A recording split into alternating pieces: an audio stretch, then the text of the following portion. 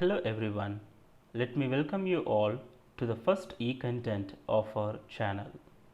In this video, we are going to see the detailed summary of Kaveri Nambisen's The Story That Must Not Be Told.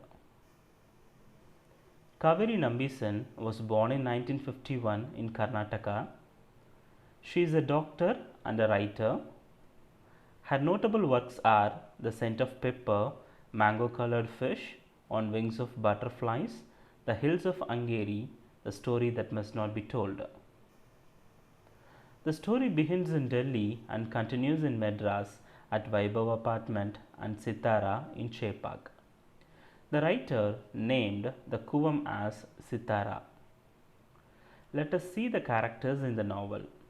Simon's family. Simon Bosco Jesukumar, 74-year-old retired judge. Harini, Simon's wife. Mitra, Simon's son.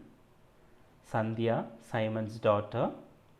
Rashmi, Simon's daughter-in-law and Mitra's wife. Prem Kumar, Sandhya's friend. Families in Sitara. Chellam Chinnamani. He is from Sivahasi and works in building construction. He is a friend of Pal Ponnuraj. Pal Ponnuraj, Chellam's friend and a womanizer. Yegavalli, Chellam's wife. Velu and Sendamarai, Chellam and Yegavalli's children. Chandran, Sendamarai's husband. Tatkan, son of a drainage cleaner and Velu's friend. Swami, son of a beggar who works at Dadiwala Gaffar's shop and later he runs the shop. Minor characters. Tangam, Simon's friend and guru. An unnamed American girl raped by a group of slum men. Bakwa, the head of Sitara. K.A. Chokalingam, president of Vaibhav Apartment. Chinna, Simon's servant. Bhagavan Devi, a co-passenger of Simon. Dadiwala Gaffar, a meat shop owner in Sitara. Simon Bosco Jesukumar, a retired judge in Madras High Court, is a 74-year-old protagonist and narrator of the novel. He is a cultured Brahmin Christian. His wife, Harini, is dead and he has two children, Mitra and Sandhya. The story begins in Delhi at his son Mitra's house. After Harini's death, Simon moves from Madras to Delhi and stays in his son's house.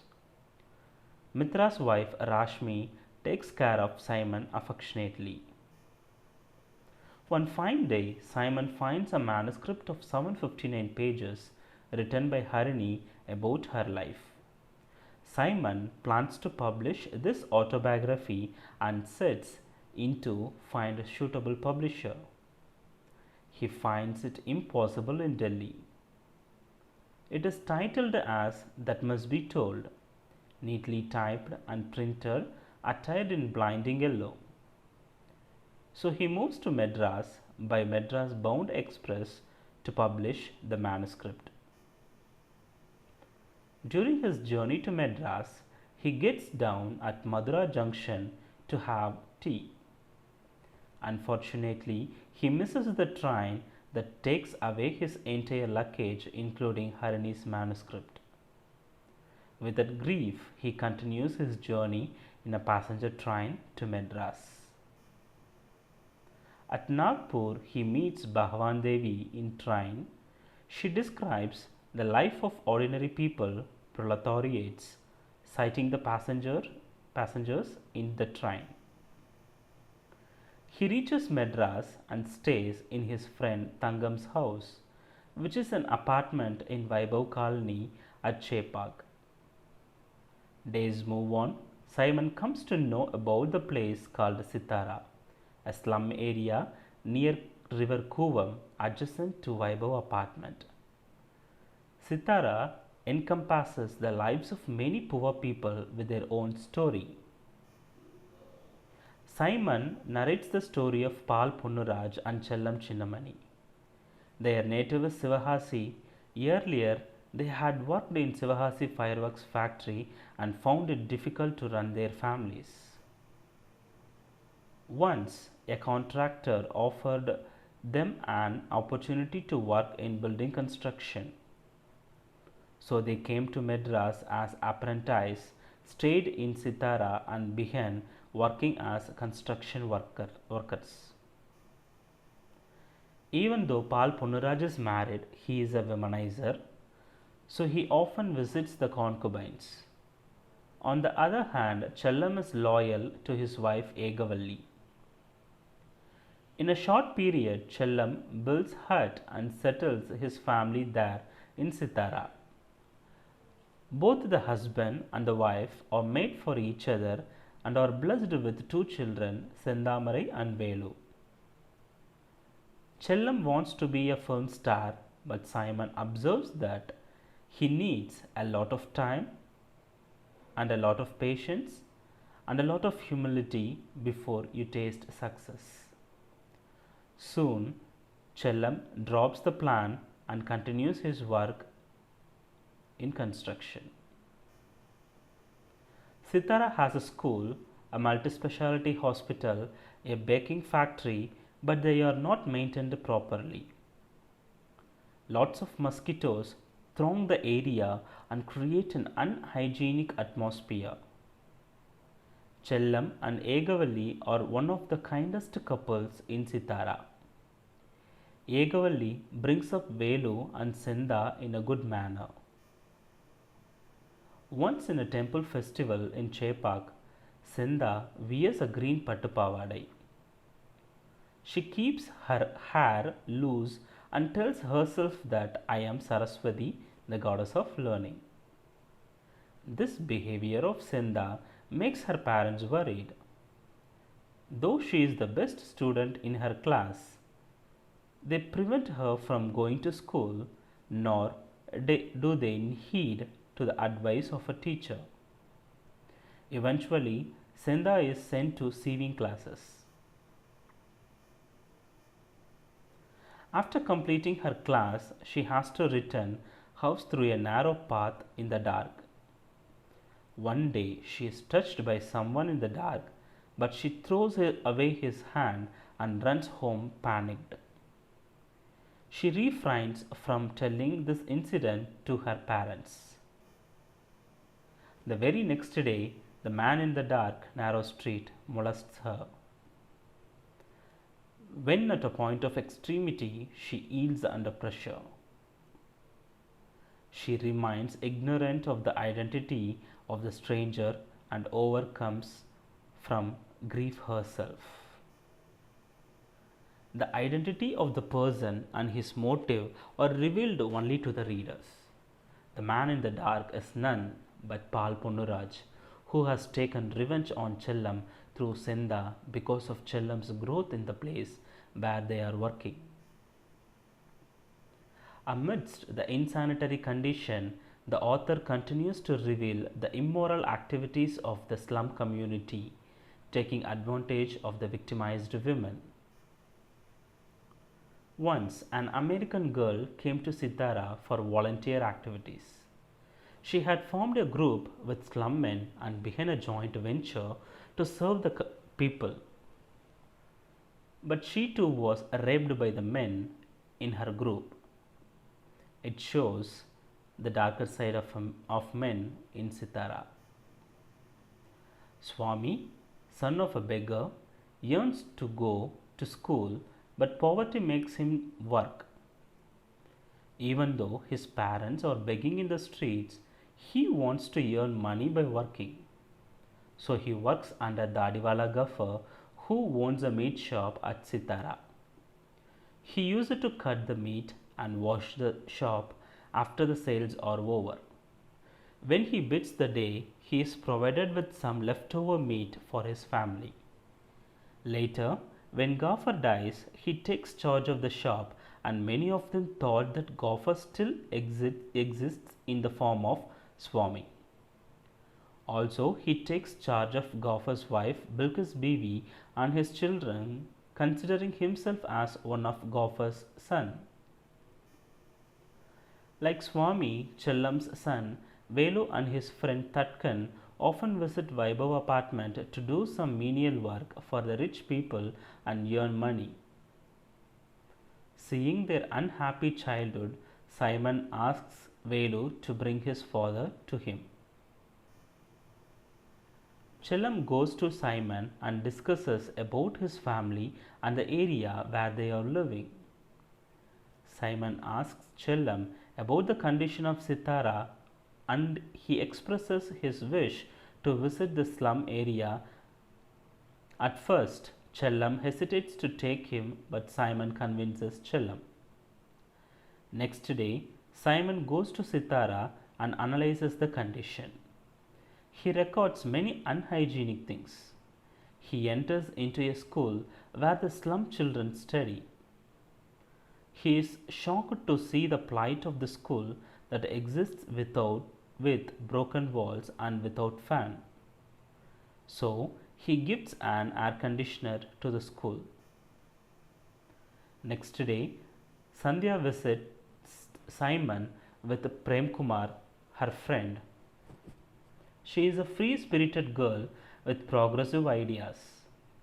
So Simon does not interfere with her ideas or thoughts. When she comes with PK or when PK comes to meet her, Simon is irritated because he is a typical Indian father. Sandhya asks Simon about the visit to Sitara. He tells them about the slum area, its people, and their lifestyle. PK, who is doing PhD in economics, expresses his eagerness to visit Sitara for his analysis. The following day, Simon, along with PK and Sandhya, goes to Sitara and examine the state of the slum.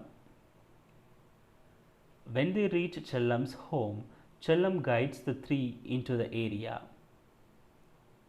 They visit every nook and corner. After the expedition, Chellam shows them the shortcut route to reach Vaibhav apartment and gets back home. All on a sudden, they are confused about the crooked streets and miss the way to reach the main road. They approach a boy for help and he takes them in a narrow path. There, three are grabbed by Bakwa, the head of Sitara, who forces them to do the work he assigns. According to Bakwa, one who pities slum people are superficial and they do not know the actual sufferings of its inhabitants. So he wants them to live the life of the slum people at least a day. He assigns some work of slum people to Simon, PK, and Sandhya. PK does the work with hesitation, but Bakwa forces him to do. Sandhya realizes the sufferings of slum women who work at apartments. Bakwa releases Sandhya and PK but not Simon. Simon sits near Bakwa and he starts to converse about the sufferings of Sitara. He goes on explaining that giving air conditioner is not enough to the people of Sitara. Persons like you would help the whole Sitara. The next day, Simon reaches his home and he meets Sandhya and PK, who are normal without any guilt of running away from Sitara without him the previous day. From the next day, Simon becomes sick and finds himself unable to move. For a week, he could not see Velu and Tatkan too. He enquires their absence to the woman servant Chinna. She informs him that Tatkan's father Kitten, a drainage cleaner, consumed alcohol and compels his son Tatkan to clean the septic tank, forcing him out from school. Tatkan had refused, but his father compelled him to get into the septic drainage. While cleaning, he fell into the drainage and died. Meanwhile, Sindha gets a marriage proposal from Chandran and she too likes him. Chellam had been arrested for the theft mistakenly by the police at Dindigul. Chellam's family thinks that after he reaches Sitara, he will accept the marriage between Senda and Chandran. In Vaibhav apartment, the flat members conduct a meeting to discuss about the upcoming project of their construction company. Many of them give their negative points towards Sitara. K.A. Chokalingam, the president of the apartment, finalizes the decision to destroy Sitara. He says, "Would you or I raise a knife against another? Would we ever consciously harm another individual? Only the mob resorts to plunder, pillage, and worse, because the mob has neither intellectual nor moral strength." The discussion goes on among the members, but the one point that mentioned by all is to destroy Sitara. Suddenly, PK approaches the mic and opposes the cause of the apartment dwellers. Simon is astonished at the thoughts of a man who, in spite of being thronged by the mob in the slum, has supported that Sitara has to be left alone from the politics of the rich. At this juncture, Simon understands the good heart of PK. In the epilogue, Simon gives the picture on the pathetic condition of Sitara. It certainly did suffer in the hands of corporate gentlemen who consumed the lives of the mass for their gated community living. 18 months later, Senda and Chandran live in the middle of Kilpak.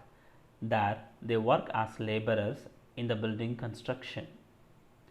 Chellam and Egavali work in Tambaram to lead their life.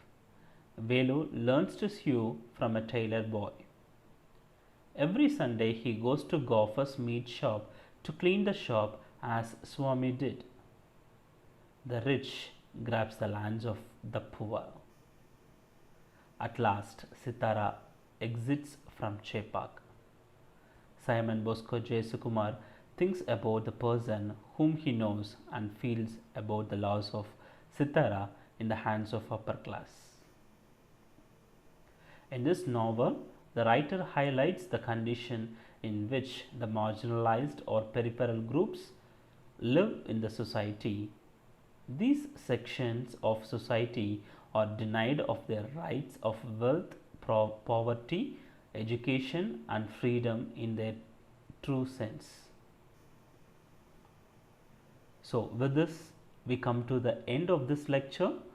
Thank you for listening and see you in the next video with another literary work. Thank you very much.